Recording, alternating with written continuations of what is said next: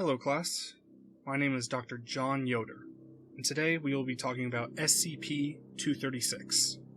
Object Class, Keter. Special Containment Procedures. Any and all materials leaving the containment area are to be scanned for any contamination by SCP-236. Any objects showing contamination by SCP-236 are to be immediately returned to the containment area and cleared of contamination. Personnel leaving the containment area must submit to a full physical examination and X-ray. No objects are to be left in the containment area without personnel present.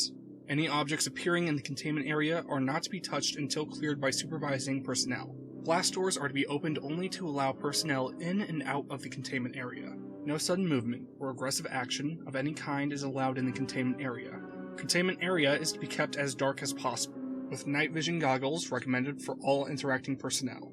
Should traditional lighting be necessary, lights must be turned on remotely and a waiting period of 1 hour is to be observed before entry will be allowed. Description: SCP-236 appears to be a swarm of near-microscopic crabs. Individuals match no known form of crustacean, and elements of their physiology appear to point to an artificial origin. See document. SCP-236 appears to operate under a form of collective intelligence or hive mind. This intelligence appears to grow when individual SCP-236 instances are in close proximity, and dissipate when they are divided. Large swarms appear to exhibit predatory intelligence, and become significantly more aggressive than individuals. Swarms show aptitude with problem-solving, encircling tactics, and stealth.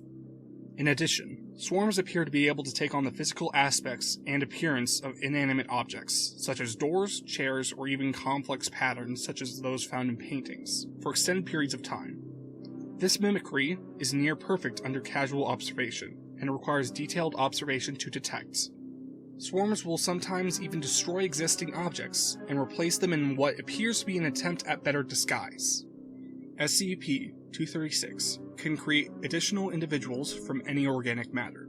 This includes wood, cotton, or other materials derived from an organic source. SCP-236 units appear to remove small portions of matter with their pincers, consume it, then lay small spherical eggs, which hatch into new members after 10 minutes.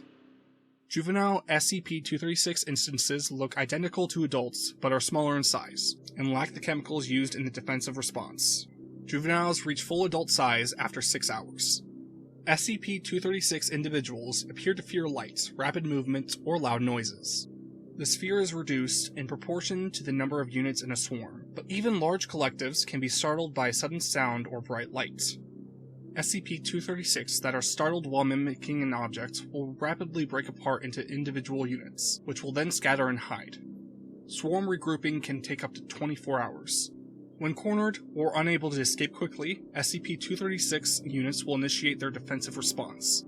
This entails a unit raising its pincers, and then detonating with an explosive equivalent to 9.07 kilograms, or 20 pounds, of C4 explosive.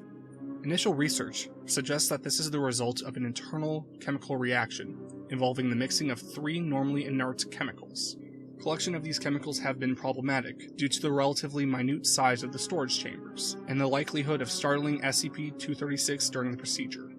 SCP-236 will use humans or any other living things as a resource, provided the swarm is of a sufficient size. Moderate-sized swarms can convert a whole human being in less than 5 minutes.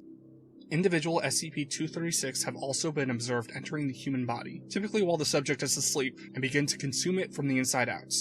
This behavior, coupled with mimicry and the defensive response, make SCP-236 very difficult to detect and contain effectively. Addendum: while SCP-236 has not been observed to mimic organic life, the possibility exists for SCP-236 to develop this behavior. Notably, during testing with SCP-2366, when SCP-236 mimicked a brown bear and began to exhibit increased predatory behavior and data expunged. Such formations are being immediately reported, and testing area cleared immediately. True story. Me and my coworkers pranked Agent Mark Sanders. We put a bunch of SCP-236 instances on his chair, and now he has a lumpy ass. Don't tell him I told you that story. Class dismissed. Have a good day.